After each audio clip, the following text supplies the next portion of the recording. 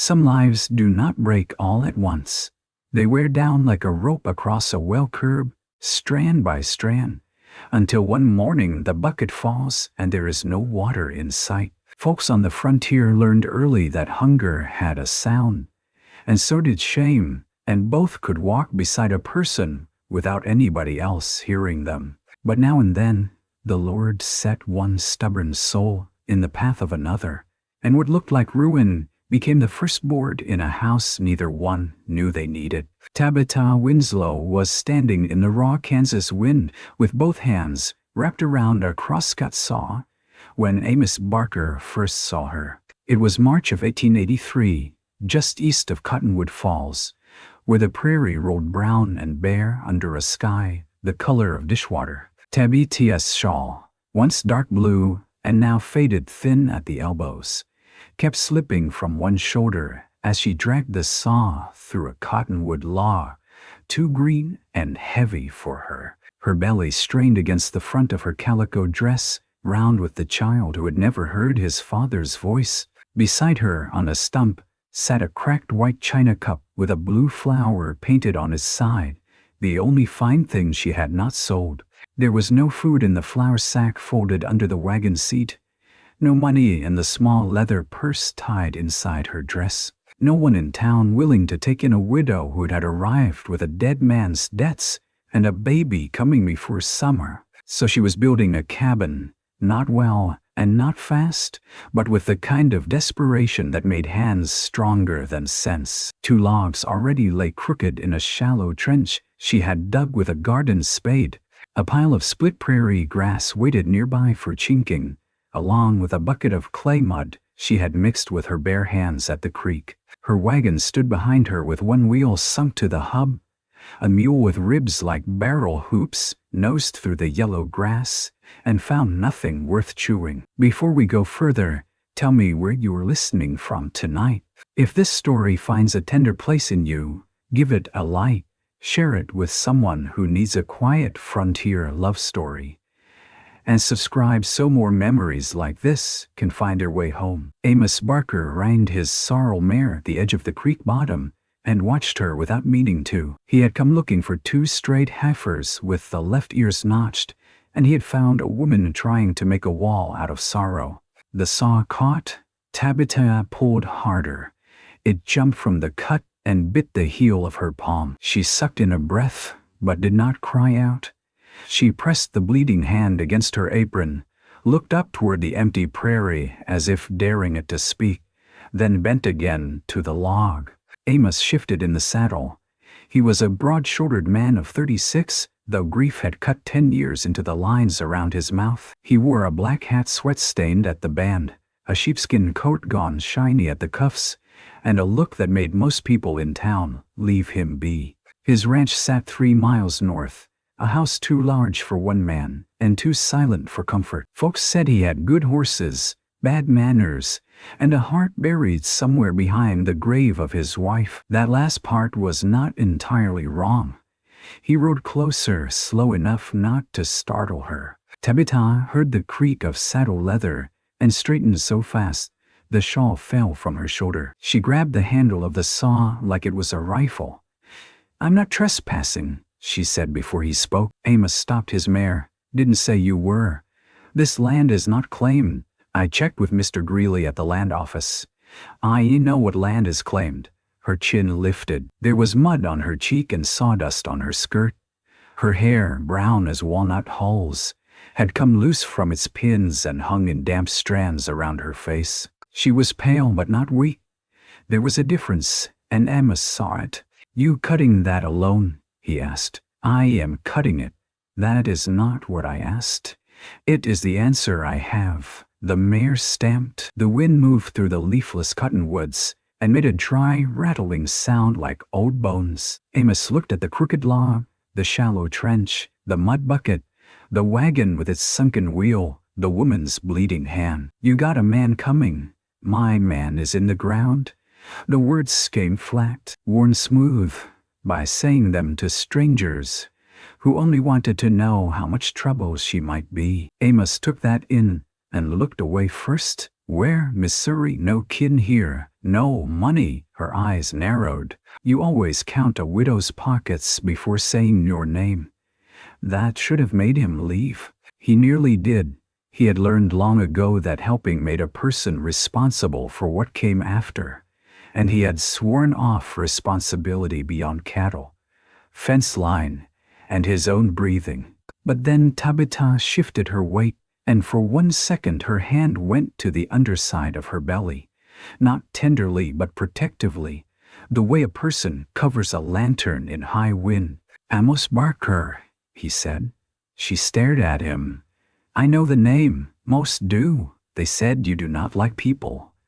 They are right often enough. I am Tabitha Winslow. I am Tabitha Winslow. Something flickered in her face then. Not fear exactly. Shame, my bay, that her story had ridden ahead of her into every store, church pew, and kitchen in Chase County. Amos dismounted. Let me see that hand. No, you are bleeding on your dress. It is my dress. He let the reins fall and stayed where he was. Suit yourself. She turned back to the saw. Her hand slipped on the handle. This time the blade barely moved. Amos watched for 3 breaths, then stepped forward and took the other end of the saw. Tabitha froze. I did not ask. I hurt. I cannot pay you. I did not name a price. I cannot take charity. Fen call it neighbor work. You are not my neighbor. He looked around at the claim, the creek, the sky pressing low over both of them. Near enough. For a long moment she seemed ready to argue, until she fell down doing it. Then she placed her good hand on the saw handle and looked at him across the lawn. Do not talk to me like I am helpless, she said. Amos set his boots. Do not use that saw like you want to lose a finger. They pulled. The first cut went rough and uneven. Tabitha's breath came hard after a dozen strokes, but she would not let go. Amos slowed his rhythm without saying so, lengthening the draw, taking more weight on his side. When the log gave way, the end dropped into the grass with a thud that startled the mule. Tabitha stood panting, her face damp with sweat, though the wind was cold. You should sit, Amos said. I should have a roof before rain. Rain's not due till tomorrow. Rain does not consult widows. He almost smiled. It surprised him so much that his face turned stern to cover it. They cut 2 more lengths. Then Amos fetched his assa from the saddle, trimmed branches, and helped her lever the logs into place. He asked no questions for a while. She volunteered no answers. The sun slipped behind a low bank of cloud. The cold came up from the ground. At noon, Tabitha opened a wagon box and drew out a tin pail. She looked inside, though she already knew what was there. 1 heel of cornbread hard as brick, a pinch of salt wrapped in paper, coffee grounds used twice and dried in the sun. Amos saw. He wished he had not. She broke the cornbread in half and held 1 piece toward him. He looked at it. No. It is noon. You eat it. I offered. I declined. Her mouth tightened. I will not be pitied at my own table, even if my table is a wagon board. Then, do not make me take what you need. She kept the bread out a moment longer, pride fighting sense in her eyes. Then she lowered it, turned away, and ate in small bites, as though hunger might be fooled by manners. Amos went to his saddlebag and took out wrapped bacon, 2 biscuits, and an apple bruised soft on one side. He set them on the wagon board, not near her hand, not too close. I will trade, he said. For what? For coffee. She looked at the dried grounds. That coffee is poor. S-O-M-I, according to half the town. She studied him then, suspicious and tired. You will have to draw water, she said. He took the pail. I know how. She made coffee over a little fire in a blackened pot that had belonged to her mother. She cut the bacon thin and fried it in a skillet with a handle wired at the end. The smell rose into the cold air and did what kindness could not. It made the place seem inhabited. Amos sat on a cut log and ate 1 biscuit After she had eaten the other, she drank coffee from the cracked white cup with the blue flower. He drank from a tin cup and did not mention that she had poured his fuller. Who was he? Amos asked, looking at the fire. My husband? He nodded. Elias Winslow. Schoolteacher before the fever took his lungs. Farmer after the school closed. Dreamer always. That his cup? She looked down at the china cup. Her thumb rested over the painted flower. It was mine before I was his, she said. He bought it at a church sale when we were courting. Said a woman ought to own one pretty thing that did not have to be useful. Amos watched the steam rise. He sounds like a decent man. He was. Decent men die same as wicked ones. There was no bitterness in it, just knowledge. The wind shifted smoke between them. Amos coughed and stood. I can bring boards tomorrow, he said. Scraps, not charity. Left from my barn roof. I do not need boards. You need a door. I can make a door. Out of what? She looked at the crooked logs, the mud bucket, the empty wagon. Her lips parted, then closed. I will pay when I can, she said. Fine, with work, fine. I sew, cook, keep hens, make soap, set fence wire if someone shows me how. He looked toward the north where his own place waited empty, supperless, with dishes unwashed since yesterday morning. Can you cook for a hired crew? I have cooked for threshers. I have 2 hands coming next week. Calving started. House is a wreck. You cook 3 days. I bring boards and help raise your walls. I cannot leave this claim. Cook in the mornings. Work hereafter. I cannot ride.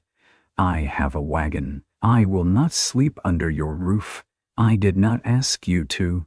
Her eyes sharpened again. He understood then that every offer was a trap until proven otherwise.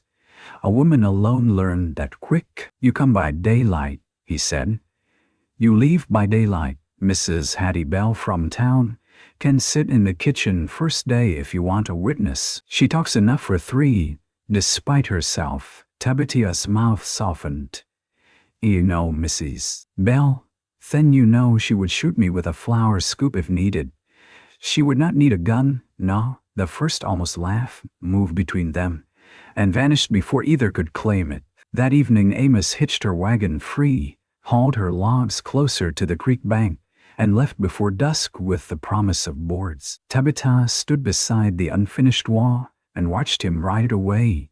She did not wave, but after he disappeared beyond the rise, she went to the wagon, took the cracked cup in both hands, and whispered, I am still trying. Elias, the prairie gave no answer. The next morning came sharp with frost.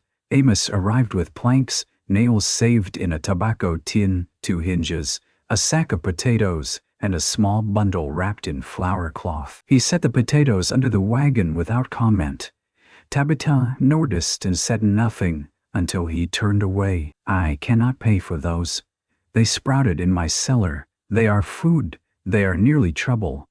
She crouched slowly, lifted the sack, and saw the eyes beginning to pale at the seams. Some will plant, she said. That was my thought. She looked up. You thought I would plant a garden. You are building a house. Seems likely.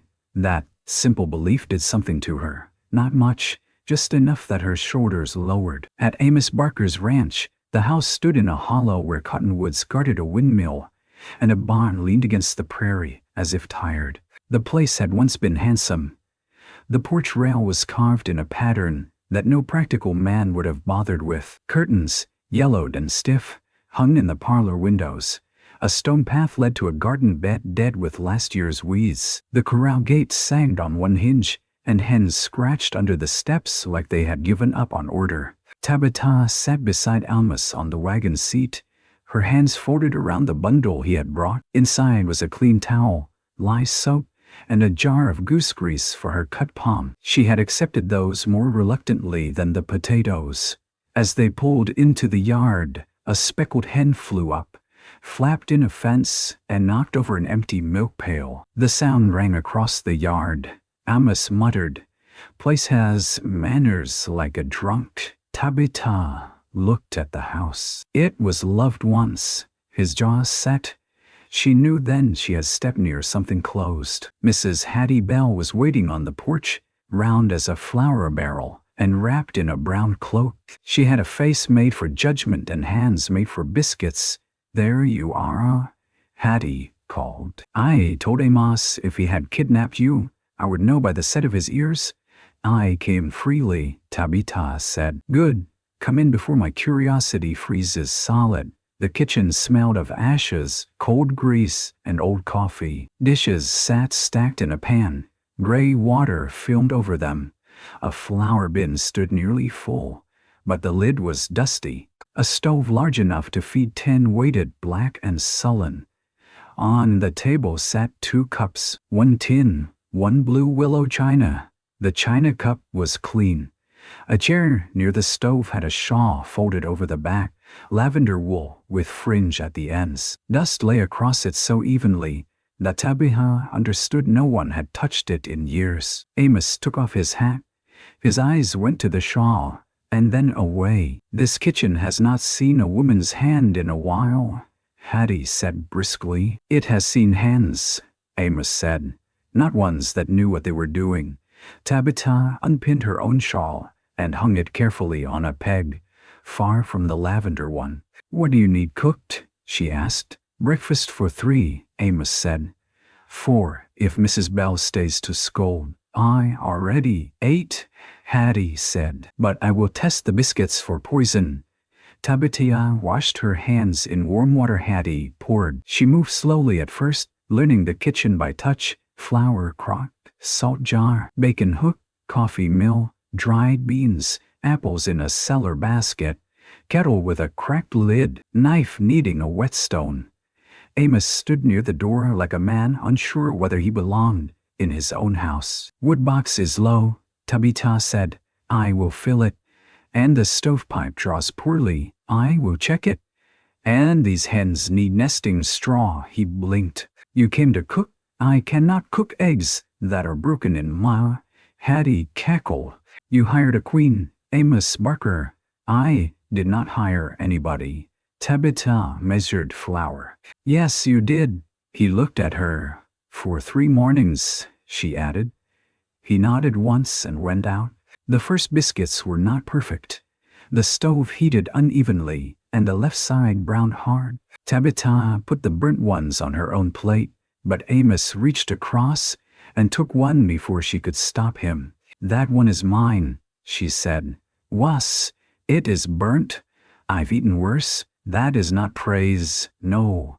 He bit into it anyway. Hattie watched them both with bright eyes and said nothing for almost a full minute, which for Hattie Bell was a kind of miracle. The hired hands came in from the barn, young Luther Pike and old Ben Sallow, both hungry enough to make manners brief. They washed at the pump and sat down quiet after one look at Tabitha's belly and Amos' face. She served bacon, eggs, biscuits, fried potatoes and coffee, strong enough to stand a spoon in. No one praised her lavishly. Frontier men did not always know how, but plates scraped clean. The coffee pot emptied.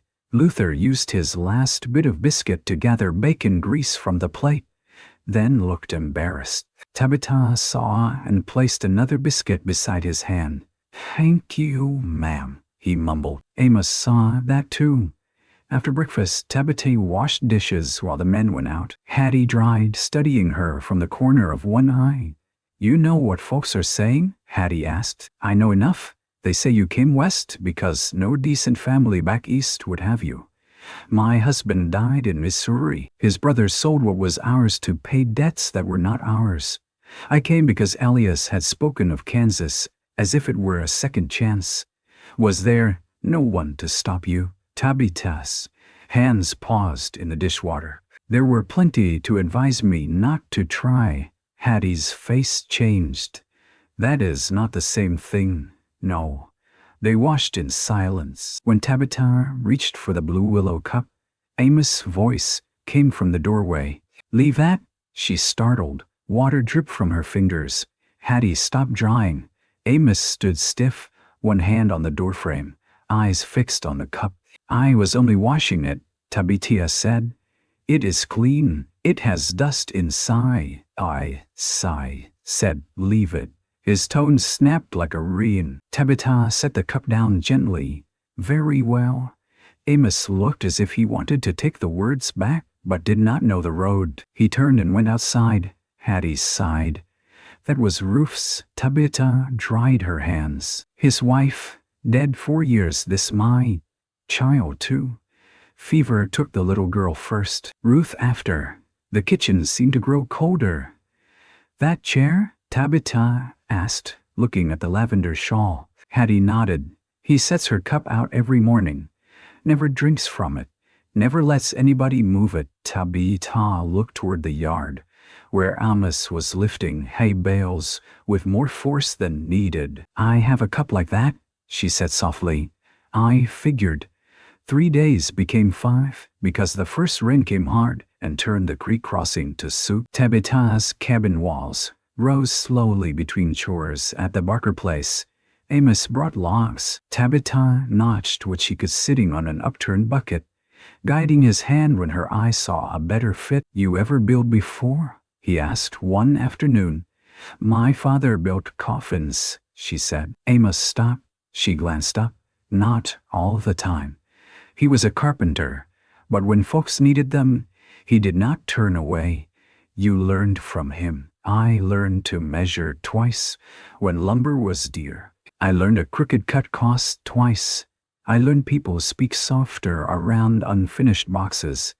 He set the ace down. "Hard lessons for a girl. Girls hear more than men think." A gust came over the creek. She pulled her shawl tighter and tried to stand, her face pinched. Amos took one step. "Tabitha, it is only the child pressing. You should rest. I should chink that corner before the mud freezes." He picked up the mud bucket and moved it out of reach. Her eyes flashed. "Do not. You are gray as ashes, and you are bossy as a tax collector. Sit down." "No." He put one hand on the top log, leaned closer, and lowered his voice. "Sit down, Mrs. Winslow, or I will carry you to that stump and let you hate me from there." She stared at him, furious. He stared back, more worried than angry. At last she sat.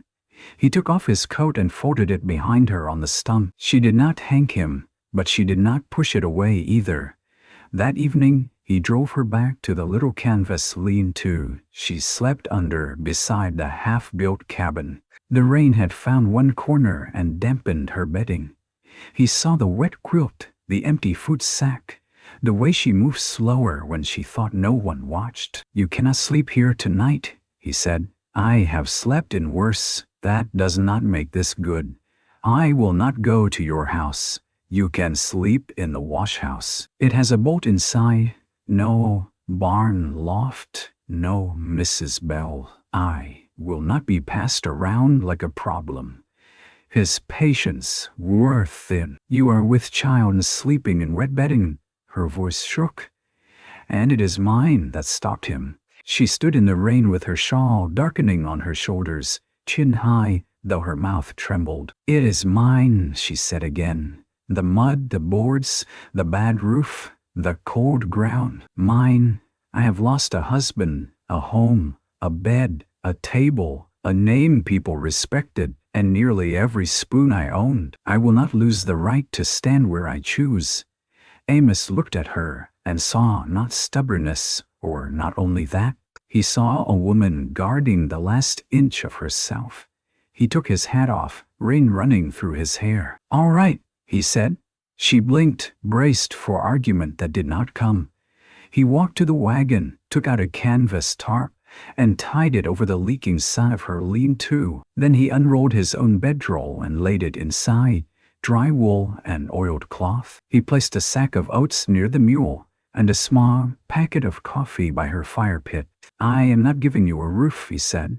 "I am keeping rain off one." Then he left. In the morning, Tabitha found he had also split enough wood to last a week. She stood beside the stack a long time with one hand on her belly. At the Barker Ranch, things changed by inches. The woodbox stayed full because Amos filled it before she arrived. The pump handle stopped squealing because Tabitha mentioned it once and found it greased the next day. Hens began laying in clean straw. Ben mended the corral gate after Tabitha set his breakfast down and said, "A gate that opens without cursing improves digestion." Luther laughed so hard he choked on coffee. The kitchen grew warmer, not cheerful, exactly. Cheer took more time, but the stove blacked under Tabitha's rag. The dishes shone on the shelf. She put dried prairie flowers in a jar by the window because the sill looked lonely. She scrubbed the table until the grain showed honey-colored beneath old stains. She did not touch the lavender shawl. She did not move the blue willow cup. Amos noticed. One morning he came in before dawn and found her kneading bread by lamplight. Outside, a calf bawled in the barn and rain ticked soft on the roof. Tabitha's sleeves were rolled to the elbow. Flour dusted her forearms. Her hair was braided loosely down her back, and her face in the lamp glow looked younger than he had let himself see. "You are early," he said.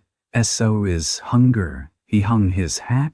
Calf came backward. "Will it live, my bay?" And the cow, "My bay." She covered the dough with a towel. "Coffee is hot." He reached for the tin cup. She turned, hesitated, then took the blue willow cup from its place and looked at him. Amos went still. "I washed it," she said quietly, "only because dust had gathered at the bottom. I put it back where it was." His hand curled at his side. "I know it was hers," Tabitha added. He said nothing. "I do not mean to trouble the dead." Something moved in his face then, pain surfacing like a buried root struck by a plow. "She took sugar," he said. Tabitha waited. "In coffee, too much?" Said bitter things did not become kinder by being endured. A small breath left Tabitha. "She sounds wise." She was young, that was all he said. But it was more than he had given anyone in years. Tabitha poured his coffee into the tin cup and set it before him. Then she did something that nearly broke him. She poured a little coffee into the blue willow cup too, with sugar, and left it where it always sat, not as if Ruth were coming back, as if love once lived there and had not been made foolish by death. Amos sat down hard. He looked at the two cups, then at Tabitha. "My little girl's name was Mercy," he said. Tabitha's hands stilled on the towel. She was 3, had a laugh like a creek over stones. Ruth sang when she churned butter. Mercy would dance in that corner there, right where the floorboard dips. Tabitha looked at the corner. "I set that cup out after Ruth died, because if I didn't, mornings came too empty." His voice roughened. Then one morning became 1,000. The rain filled the silence. Tabitha placed one hand on her belly. "I still wake before dawn and reach for Elias's cough medicine. The bottle is gone. He is gone. My hand reaches anyway." Amos closed his eyes. Neither one comforted the other with easy words. There were none. But when the bread rose that morning, it filled the kitchen with the smell of yeast and warmth. And Amos ate 2 slices standing by the stove with butter melting through his fingers. In town, folks noticed. They noticed Tabitha riding beside Amos on market days, sitting upright with a basket of eggs on her lap.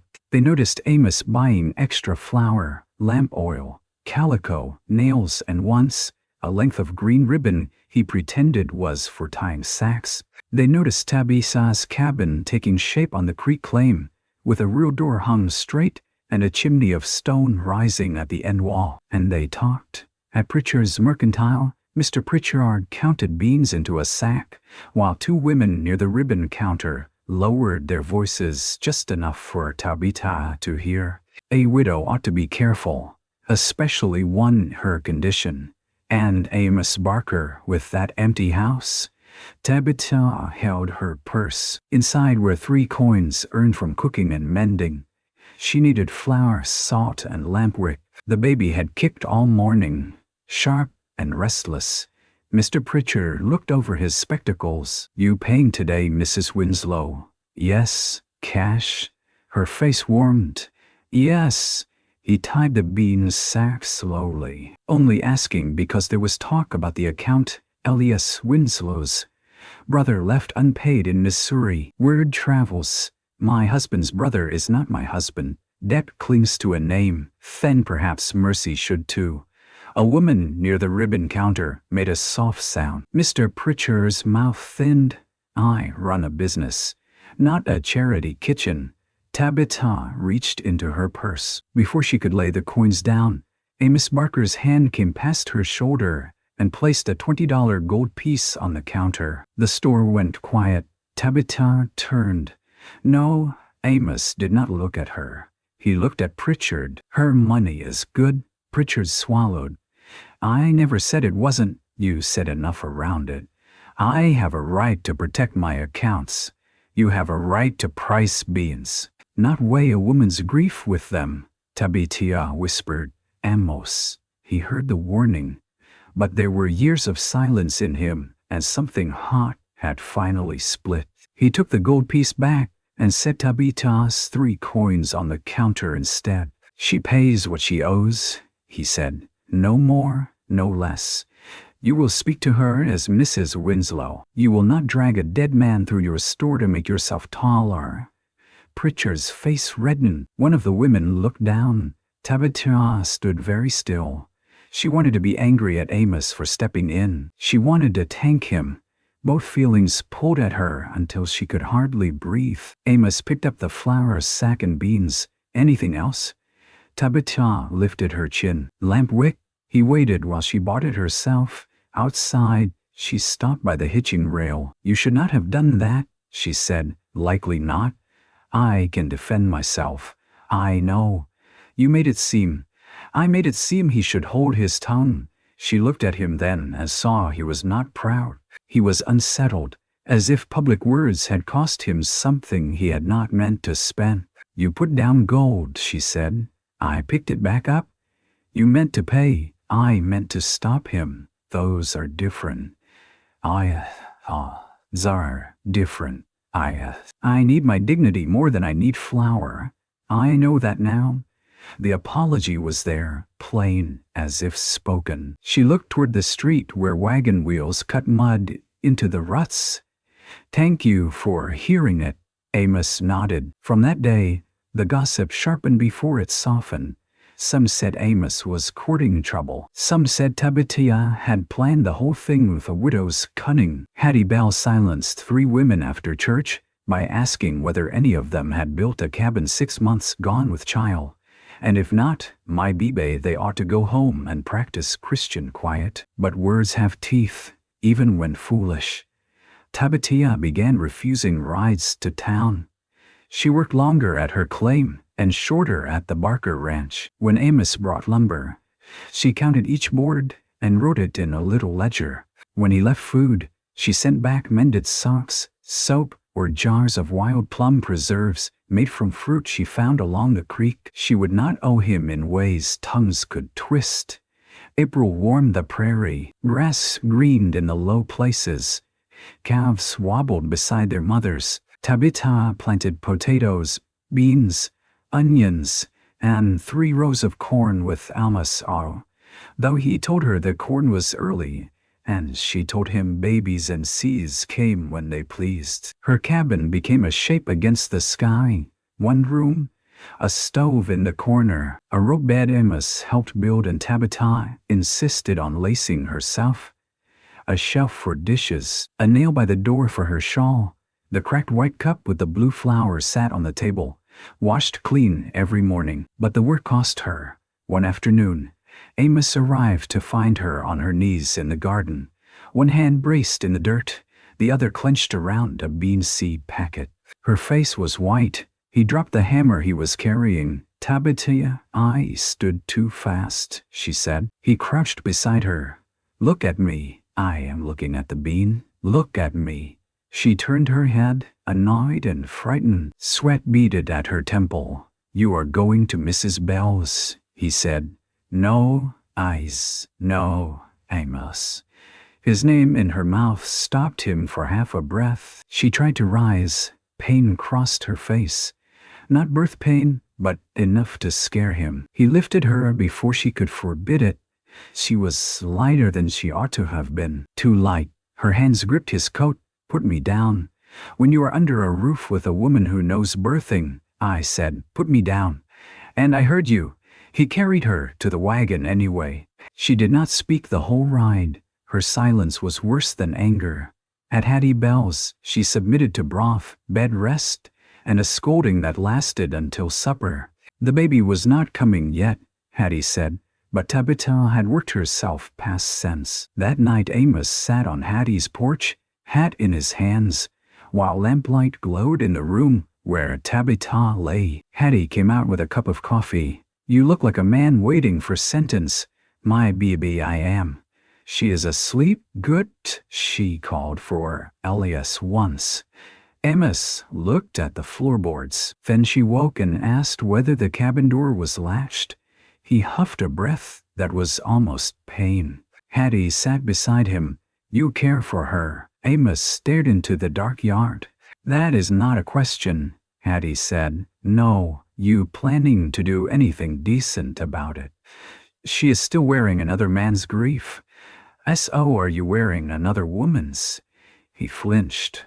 Hattie softened. Amos, love is not a chair with only one place at the table. The dead do not go hungry because the living eat. His hand tightened around the cup. I let Ruth die, he said. Hattie went still. The doctor was in Emporia. Roads washed out. Mercy was burning up. Ruth begged me to go. I went. By the time I came back, Mercy was gone, and Ruth had taken the fever. She held on 2 days. I keep thinking if I had stayed, if I had not left her alone with that child, you would have had no doctor and 2 graves just the same. You do not know that, Alta, but I know punishment when I see it. You have been making a prison out of that house and calling it faithfulness. Amos covered his face with one hand. Inside, Tabitha opened her eyes in the dim room. She had heard only pieces through the window screen, enough to understand the shape of the wound, enough to know Amos Barker was not empty because he had never loved, but because he had loved and believed. Love had answered him with graves. The next morning she asked to go back to her cabin. Hattie refused. Amos refused. Tabitha listened to both, then put on her shoes. I can rest in my own bed. You have no one there, Amos said. I have myself. That was not always enough yesterday. Her eyes flashed, but the anger faded quickly, leaving something tired behind. I cannot move into your life because mine became hard, she said. No one asked that? You ask it every time you bring wood before I wake. Every time you put potatoes where I will find them. Every time you stand between me and a cruel word. You ask without asking, and I answer without answering, and all of town fills in the rest. Amos looked down. She tied her bonnet strings with unsteady fingers. I will not become another cup on your table set out for a woman who is gone. His head came up. That is not what you are. Then what am I? The question stood between them, plain and dangerous. Amos had no practiced words. He had no speech fine enough. He only knew that the thought of her cabin empty made his ribs ache. You are the first morning I have not hated in 4 years, he said. Tabitha's fingers stilled. It was too much and not enough. A truth without a promise. A confession without a hand extended. Her eyes filled, but she turned away before tears could fall. I have to go home, she said. And because he had learned something from her about dignity, Amos let her. For 3 days she stayed away from the ranch. Amos sent Luther with a sack of feed for the mule, and she sent it back with a note in careful handwriting. Paid feed not requested. He sent Ben with a jar of broth from Hattie. She returned the empty jar, washed clean and full of buttons, sorted by size. He did not go himself until the 4th evening, when the sky turned green-black in the west, and the wind dropped dead all at once. Kansas was holding its breath. Amos rode hard to the creek claim.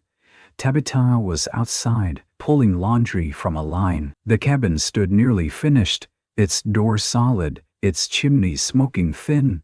Sheets snapped once, then went limp. Storm. Amos called. I see it. You need to come to the ranch cellar. I have a root pit. That pit will flood. She looked toward the west. Lightning opened inside the clouds like a lantern behind dirty glass. I will manage. He dismounted. This is not pride weather. She yanked clothespins from a baby shirt Hattie had sewn from flour sacking. And what weather is it? The kind that takes roofs. My roof is pegged and not enough. She turned on him. Why are you here? The wind came suddenly, hot and hard, pushing dust across the grass. Amos stepped closer, his hat brim whipping. Because I will not sit 3 miles away and wonder if you are dead. Her face changed. A boarder slammed somewhere behind the cabin. The mule brayed. Thunder cracked wide over the creek bottom. Tabitha pressed both hands beneath her belly. Amos saw the fear then, not for herself, for the child. He held out his hand. Come with me. She shook her head once, but weakly. Tabitha, he said, and his voice broke around her name. Do not make me leave you to prove you can stand alone. The first hailstone hit the dirt between them. She looked at his hand, then she took it. They barely reached the wagon before the storm broke. Rain came in sheets, cold and slanted. Hail rattled against the wagon box. Amos wrapped a tarp over Tabitha and drove with one arm braced, shouting to the horses as the road turned slick beneath them. Halfway to the ranch, a cottonwood limb crashed behind them, and Tabitha clutched the sideboard. The pains began near the south pasture. At first she said nothing. Then she bent forward with a sound she tried to swallow. Amos turned. Baby, no, my bay. I do not know. The horses plunged through mud. The ranch lights glowed ahead, blurred by rain. At the house, Hattie was already there. Amos never asked how she knew. Hattie Bell had ways of knowing weather, births, deaths, and gossip before any man could hitch a team. She took one look at Tabitha and became command itself. Boil water, clean sheets. Luther, ride for Doc Madsen if the bridge is still there. Ben, get lamps. Amos, stop standing like a struck post and carry her in. Tabitha gripped Amos' sleeve. Not that room. He understood. Not Ruth's room. Not a shrine. Not a place where the dead would crowd the living. He carried her upstairs to the spare room at the end of the hall, the one with trunks stacked against the wall, and a window facing east. Dust lay thick. A cracked photograph frame sat on the bureau, turned face down. This room hasn't been used, Hattie said. It will be now, Amos answered. He set Tabitha on the bed and stripped dust covers away. Hattie shooed him out, then called him back for water, then out again, then back for towels. The storm hammered the roof. Birth took the house by the throat. Tabitha labored through the night. Sometimes she cursed under her breath. Sometimes she called for Elias. Once she called for her mother. Near dawn, when pain had burned through shame, she reached blindly and caught Amos' hand where he stood just inside the door. Hattie began to order him out, then saw Tabitha's grip and held her tongue. I cannot, Tabitha whispered. Amos knelt beside the bed. He did not say she could. He knew better than to hand a suffering person words too light to bear weight. He put his other hand over hers. I am here, he said. She turned her face toward him, hair damp, eyes wild with pain and trust. She had not meant to give. That is not enough, she gasped. No, he said, but it is true. The child came as the storm moved east, a boy red-faced and furious, with lungs strong enough to scold the whole broken world. Hattie laughed and cried at once. Tabitha lay back trembling, tears slipping into her hair. Amos stood frozen until Hattie thrust the baby at him wrapped in a towel. Hold him while I tend his mama. I hold him. Amos Barker. He did. The baby fit in the crook of his arm like something impossible. Small fists, dark wet hair, a mouth rooting at the air. Amos looked down, and something locked inside him 4 years ago gave a soundless crack. He had held Mercy when she was born. He had buried her 3 years later. He had believed his arms were finished with beginnings.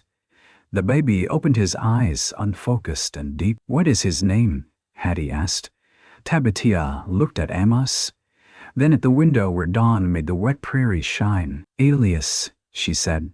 Her voice shook. "Elias Matthew Winslow." Amos lowered his head. The boy wailed. The house, which had known too much silence, received the sound like rain after drought. For 2 weeks, Tabitha stayed at the Barker Ranch because Hattie ordered it, and because even Tabitha could not argue while feverish and nursing a newborn. Amos slept in the barn at first, then in the kitchen chair, then not much at all. He moved through the house with quiet purpose. He warmed milk when needed, carried wood, changed wash water, learned to hold the baby against his shoulder, and walk until the crying eased. Little Elias had opinions about nighttime. Amos bore them like a man paying a debt he had chosen gladly. Tabitha watched from the bed as he stood by the window at 2 in the morning, the baby tucked under his chin, one large hand covering almost the whole small back. "You can put him down," she whispered. "He objects. He will rule you if you let him. He is 8 days old. His kingdom is small." A smile touched her mouth before she could hide it. The spare room changed first. Amos carried out the trunks. Tabitha, stronger by degrees, asked for soap water and a rag. Hattie said no. Tabitha said the dust offended the baby. Hattie surrendered one rag under supervision. Inside one trunk, Amos found Ruth's old curtains, white muslin with tiny blue stitches. He held them as if they might accuse him. Tabitha saw from the bed. "They are pretty. They were for the nursery." The word hung there. Tabitha looked at the baby asleep beside her. "Then they know what to do." Amos stood a long moment. That afternoon he washed the windows and hung the curtains in the spare room. When the sun came through, blue stitches scattered little shadows across the floor. Later, he took the lavender shawl from the kitchen chair. Tabitha watched from the doorway, Elias in her arms. Amos folded it carefully. He did not throw it away. He carried it upstairs and laid it in a cedar chest with Ruth's Bible, Mercy's tiny shoes, and the photograph that had once faced the wall. He stood over the chest a long time. When he came down, the blue willow cup was not on the kitchen table. Tabitha had not moved it. Amos had. He placed it on the mantel, beside the photograph of Ruth and Mercy. Then he set 2 tin cups on the table, and the cracked white cup with the blue flower beside them. Tabitha looked at him. He poured coffee, 1 tin for himself, the white cup for her. "Sugar?" he asked. She touched the cup's handle. "A little. Bitter things do not become kinder by being endured." Her eyes filled. He looked embarrassed by his own tenderness and busied himself with the stove. The outside world did not soften just because one house had begun to.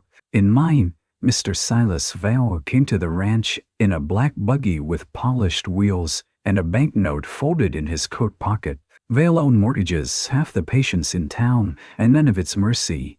He had lent Amos money after Ruth died, when cattle prices fell and grief made numbers blur. Amos had paid some, not all. Tabitha was in the yard hanging diapers when the buggy rolled in. Elias slept in a basket near the porch, shaded by a cloth. Amos came from the barn wiping his hands. Vale stepped down, looked at Tabitha, then at the baby basket, and smiled in a way that made no warmth. "Barker, Vale, I expected you in town last week."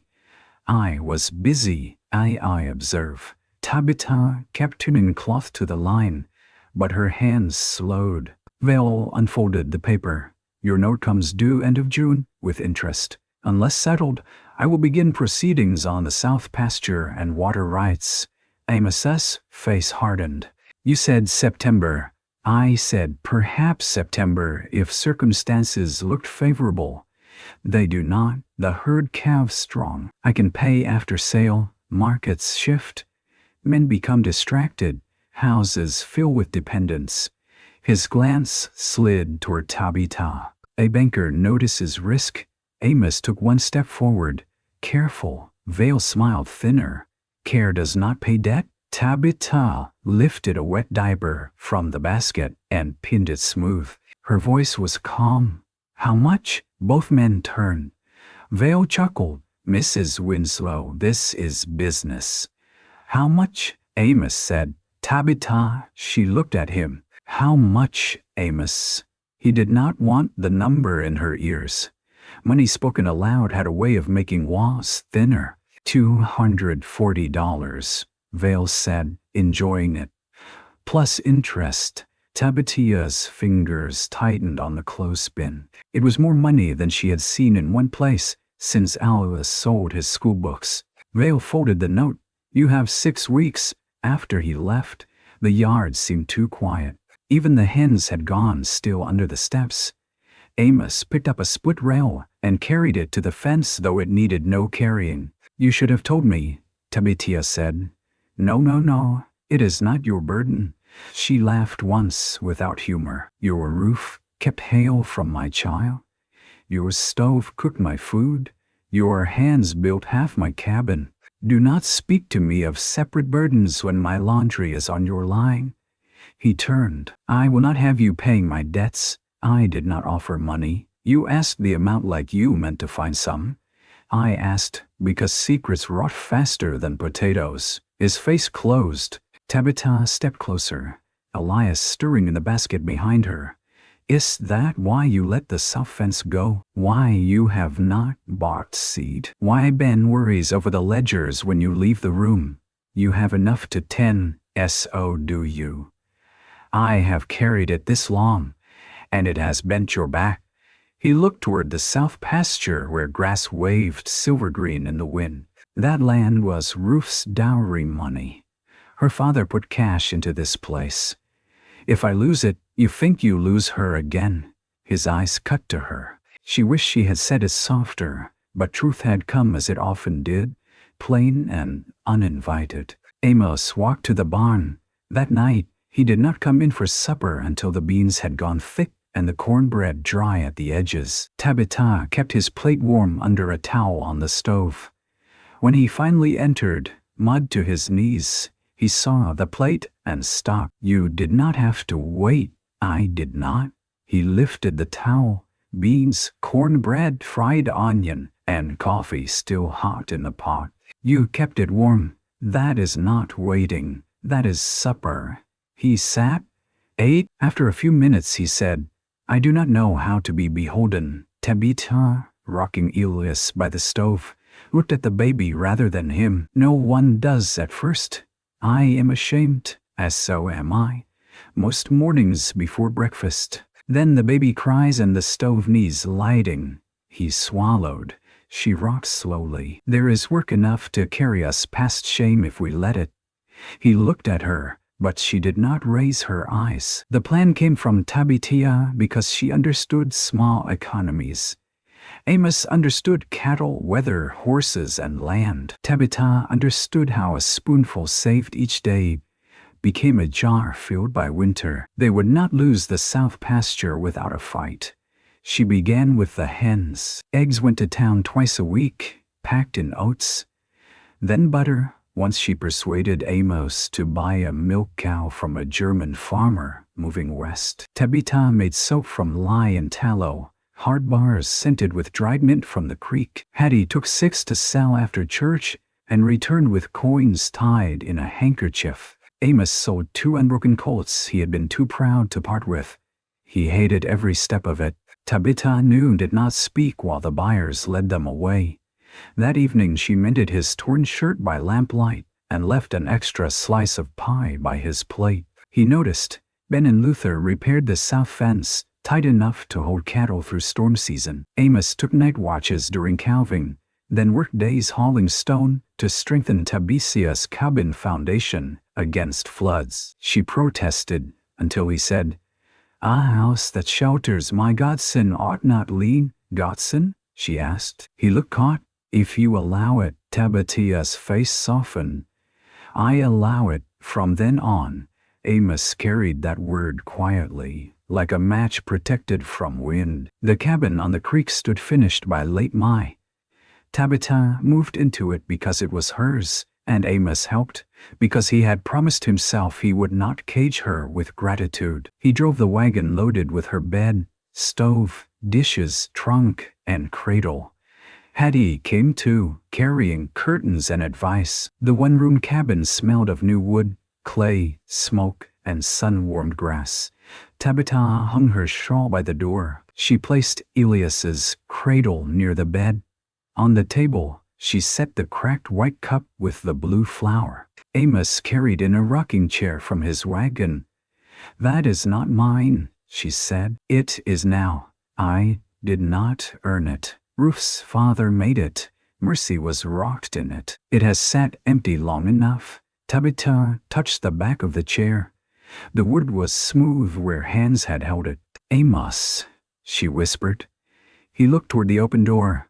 "I asked Ruth once what to do with things after she was gone. She was fevered. My bae, she did not know what I asked. But she said, use what can still bless somebody." Tabitha laid her hand over the carved rail. "I will take care of it. I know." He left before sunset. Tabitha stood in her own doorway with Elias in her arms and watched him ride away, just as she had weeks before. This time, she lifted one hand. He saw. In June, the heat came down hard. Grasshoppers clicked in the weeds. Dust rose behind every wagon. Elias grew fat-cheeked and solemn-eyed, his fists always searching for cloth to grip. Tabitha's garden pushed green through the dirt, beans climbing sticks, Amos cut, potatoes leafing, onions sharp and bright. She should have been content, but debt pressed on the horizon like storm weather. 3 days before payment came due, Amos discovered 8 cattle missing from the south pasture, fence wire cut clean, tracks leading toward the old Santa Fe road. Rustlers, 8 head, would nearly cover the last of Val's money. Without them, Amos would lose the pasture. The sheriff was in Council Grove. Ben's horse had gone lame. Luther was down with fever after a snakebite scare. Amos saddled before dawn, face set with that old empty look Tabitha hated. "You are not going alone," she said from the porch, Elias against her shoulder. "I am. You know who took them." "I know enough." "Then so do they." He tightened the cinch. "Stay here." "No." He looked up. "Tabitha, there is food packed in your saddlebag. Coffee, biscuits, bacon, 2 boiled eggs, and dried apples. There is a clean bandage in the side pocket. Your canteen is full. Your pistol needs oil, but I did what I could. Do not tell me to stay as though staying means I am not part of what happens." He stared at her. She came down the steps and placed Elias carefully in Hattie's arms. Hattie, summoned before sunrise without question, said nothing. Tabitha handed Amos a small cloth packet. "What is this?" he asked. "Money." His face darkened. "No, not for your debt, for the trail. In case a horse throws a shoe or a man needs bribing." I said no. And I said secrets rot. He opened the cloth. Inside were coins, small but real. Egg money, soap money, mending money. Money earned one chore at a time. "I cannot take this." "You can. You will return what is left." "Tabitha." She stepped close enough that the horse flicked an ear between them. "One simple thing, Amos. Come back."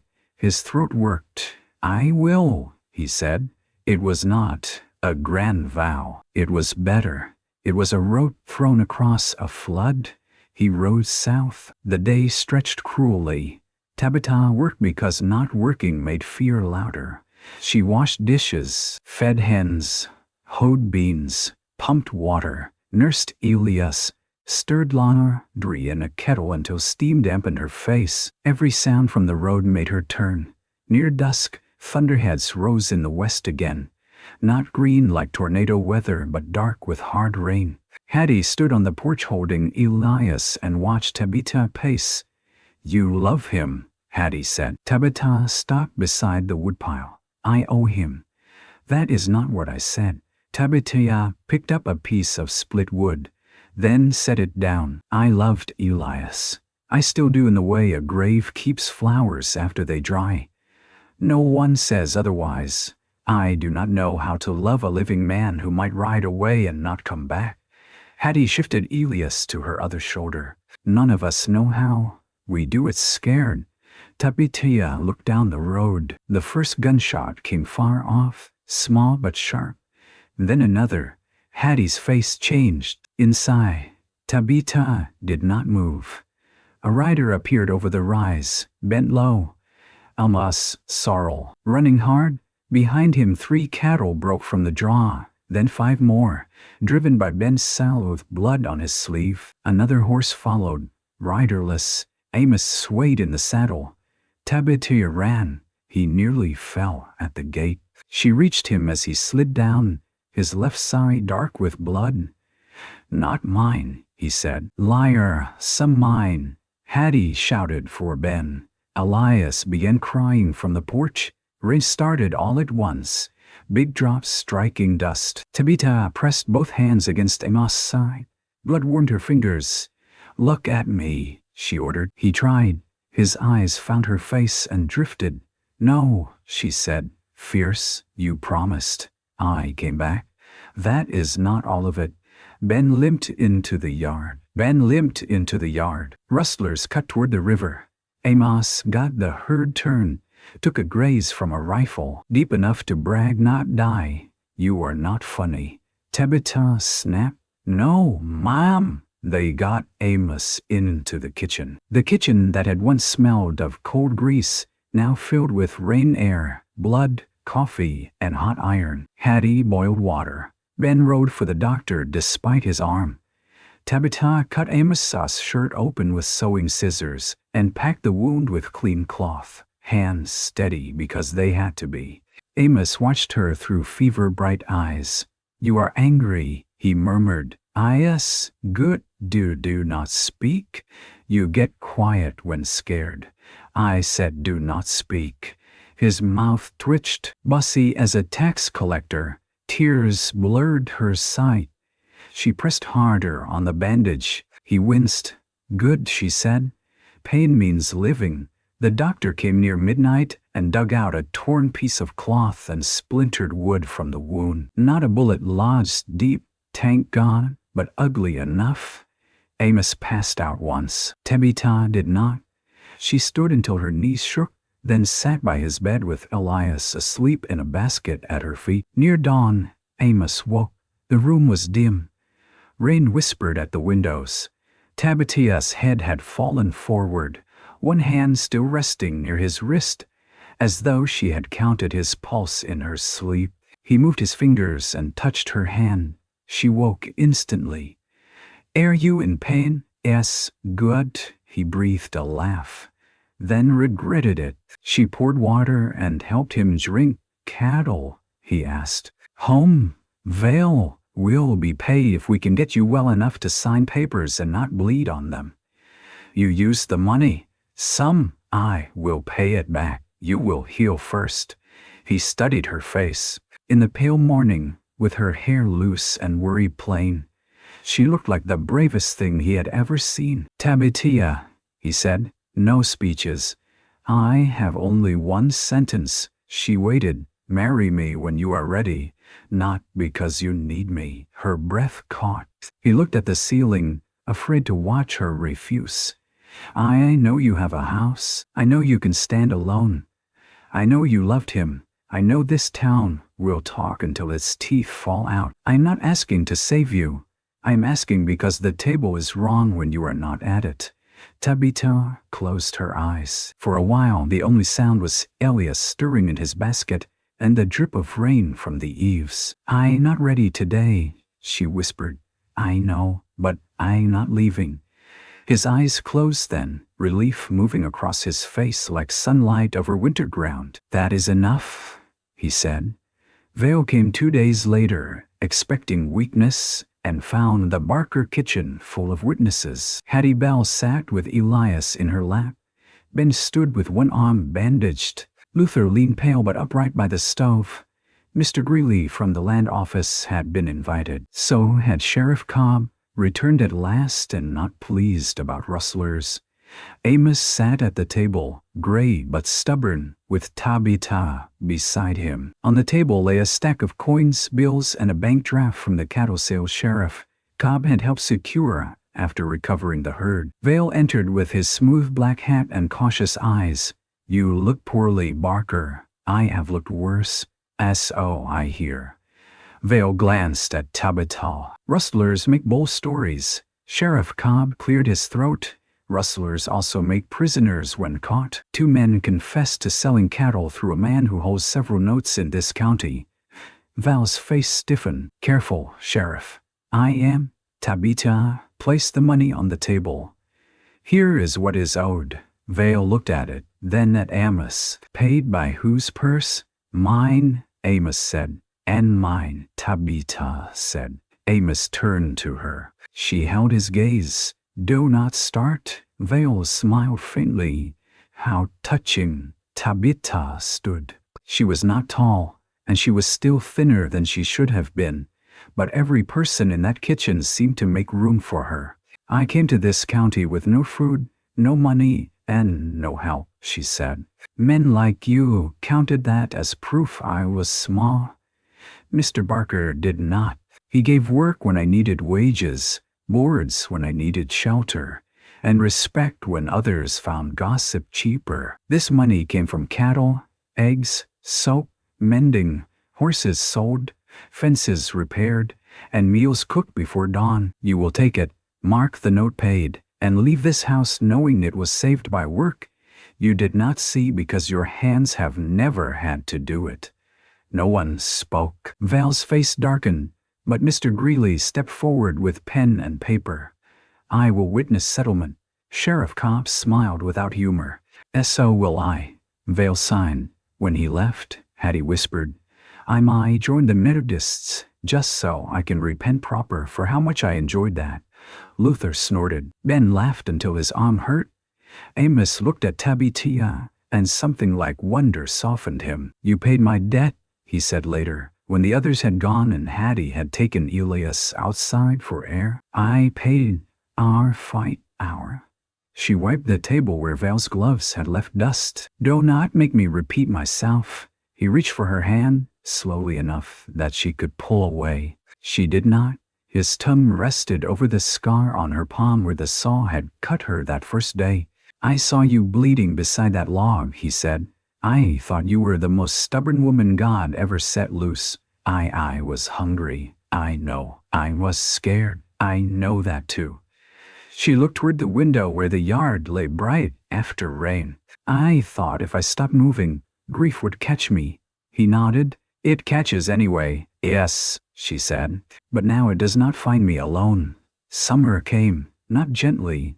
Summers on the Kansas frontier seldom did. Heat silvered the distance. Thunder rolled at night. Mosquitoes rose from the creek bottoms. But the south pasture stayed Barker land, and the cabin by the creek stood firm through 2 hard rains. Tabitha did not move into Amos' house all at once. She would not let gratitude hurry what grief had made careful. She spent mornings at her cabin, tending beans and rocking Elias beneath the cottonwood shade. Afternoons, she came to the ranch to cook, help with accounts, set milk for cream, and scold Luther for leaving harness where a person might chirp. Amos healed slowly and badly, because patience did not come natural to him. Tabitha made willow bark tea and watched him drink it with the expression of a man betrayed by trees. She changed his bandage. He learned to sit still. Sometimes, the table changed most. There were 3 cups now. Amos' tin, Tabitha's white china cup with the blue flower, a small chipped cup Hattie insisted belonged to Elias once he was old enough to throw it. The blue willow cup remained on the mantel beneath Ruth and Mercy's photograph. No longer a wound on the table, but a memory given a place. One evening in August, Amos rode to Tabitha's cabin with a parcel tied behind his saddle. He found her on the porch, Elias asleep in her lap, his tiny hand curled around her finger. The garden behind the cabin had run wild in places, beans heavy, sunflowers, bright as small suns against the wall. "You brought something," she said. He dismounted carefully, still favoring his side. "My wife. It is another sack of potatoes. I will make you eat all of them." "It is not potatoes." He untied the parcel and brought it up the steps. Inside was a length of cotton cloth, printed with small yellow flowers. "Curtains," he said. She touched the fabric. "For here, you see one." She looked through the open cabin door. The room held a bed, stove, cradle, table, 2 chairs, a shelf of dishes, a Bible that had belonged to Elias, a moss, spare hammer, Hattie's quilt, and a basket of mending. It was hers, completely hers, and yet her eyes went beyond him, north, toward the ranch hollow where smoke rose from the Barker chimney. "I do want curtains," she said. Amos nodded, hiding disappointment. "For your kitchen," she added. He looked back at her. She kept her gaze on the fabric. "If the offer still stands." He stood very still. "It does. I will bring my cup. I hope you would. And my stove. We have one. I like mine. Fen, we will have 2. And my garden, sees and I will not be treated as a guest in that house. No, as Ruth's replacement." His face grew solemn. "Never, nor as a debt payee." No, she looked up then. "And I might need time when grief comes back." He sat beside her on the porch, leaving space between them, as he always did when something mattered. "I will leave the lamp on," he said. Her eyes shone. That was how he asked again, though no ring passed between them yet. And that was how she answered, with a sleeping child in her lap and curtain cloth across her knees. They married in September, after the corn came in and before the first frost. It was a small wedding because Tabitha wanted no fuss, and Amos had never known what to do with a crowd looking kindly at him. Hattie stood beside Tabitha and cried into a handkerchief she later denied needing. Ben and Luther wore clean shirts and boots scraped free of mantua. Sheriff Cobb attended because he said any woman who could make Silas Vale sign a receipt deserved legal witnesses when she took on Amos Barker. Tabitha wore a simple brown dress with the green ribbon Amos had once pretended was for sacks. Around her shoulders lay the old blue shawl, mended at the elbows. Elias slept through most of the ceremony in Hattie's arms, woke for the final prayer, and complained until everyone laughed softly. Amos spoke his vows low. His voice shook only once when he promised shelter. Tabitha looked at him and said, "And I promised to build it with you." Afterward, at the ranch, the kitchen table held more food than it had seen in years. Fried chicken, beans, cornbread, pickles, apple cake, fresh butter, coffee, and bread. Tabitha had risen before dawn to bake because love to her had always needed to be something a person could break and share. The dirty dishes stacked high, and for once nobody hurried to wash them. At sunset, Amos found Tabitha on the porch. The repaired fence ran straight toward the south pasture. Hens scratched under the lilac bush Hattie had planted by the steps. The corral gate swung clean on new hinges. In the kitchen window hung yellow-flowered curtains, stirring in the evening air. From upstairs came Elias's small, sleepy noises, safe beneath muslin curtains, once meant for another child, and now blessing this one. Amos stood beside Tabitha, not touching at first. "You tired?" he asked. "Ah, yes." "Happy?" she considered, because she had learned not to use words carelessly. "Yes," she said. "And still a little sad?" He nodded. "That seems honest." She slipped her hand into his. Inside, on the mantel, Ruth and Mercy's photograph watched over the room, where life had returned without asking the dead to leave. On the table sat Tabitha's cracked white cup with the blue flower, a moss tin cup beside it, and a small plate covered with a cloth to keep his supper warm if chores ran late. Once there had been no food, no money, no help, and a pregnant widow cutting green wood with a bleeding hand. Once there had been a cowboy who believed his house was only a place to endure mornings, but cabins are not built from lumber alone, and neither are families.